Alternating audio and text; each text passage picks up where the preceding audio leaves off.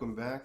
Today we're going to talk about, I guess, the best way to put it is a mental split between how to solve for health, right? The equation of health, I guess. Essentially, most of the time when we think about health and health related things, we think as a person is a product of their experiences, and therefore we can look in those experiences and find out why somebody is maybe in a place that's not as healthy as they should be. That is one way of solving it. Let's call that traditional, for lack of a better way to put it. And then let's take a look at the self-care version. So self-care would make the same statement. However, it would say that we are a product of the experiences that we've never had. And in this way, we can solve for more of the potential, I believe, of a human being to become a greater version of themselves. If we can then create or bring about the feelings or situation where somebody is lacking that experience, then we can easily start solving for what happens when that experience is put into the situation.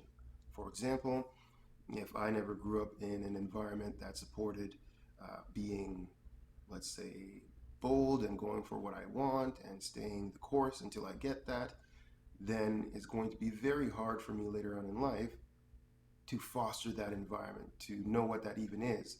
In fact, I might have an aversion to all people that are that way because I'm repressing that part of myself. I dislike people that talk too much. They'd be too loud, always wanting their own way, selfish, would be how I'd view that. However, that would not be the truth. They're just willing to, let's say, put it all out there and go for the things that they find important. If we're not putting any emotion on the situation or any judgment. So in that way, if we can allow that person who is having a hard time finding that boldness to experience in small ways the strength of having a voice, what that changes, how that changes the environment that they're in, how they start to influence in their environment, and things start to be even a little bit different. And if it's a little bit different, that means something can change. And if something can change and it's already changing in the direction that we want, we just have to persist in that direction. Once the person has the experience of standing up for the things that they believe in and making them a priority in their life and not shying away from the things that they find important, then they can start solving for health. That cycle is now complete. There is the quiet side, which they know everything about and have all the experience in the world on. And then there's a side that they don't have much experience on, and that's the being more bold, more out there, more vocal on their points. And you see that kind of creates a full circle. And in that, a whole half of new experiences can now open up to us.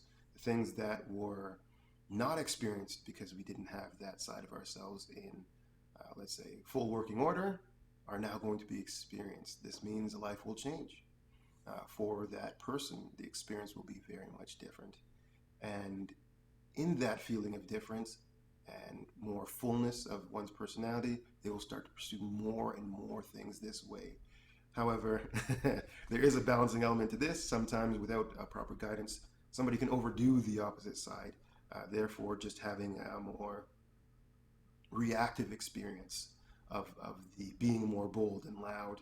And this generally ends up with lots of people being hurt, actually, generally emotionally or mentally, from the outburst that comes from the person that is not able to say how they feel, in the sense not have the culture around saying how they feel about certain topics in a way that is not distressing to the people they're talking to, and also not repressing to themselves.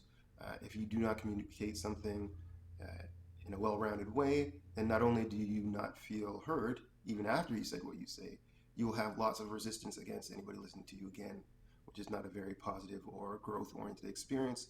So we do want to stay away from things in that area. So this is kind of a quick way, I guess I always say, a quick way of seeing the way that self-care views health and how it progresses in creating experience so that more new experiences can be made with some guidance and that kind of thing. Thank you very much for listening, and have a great day.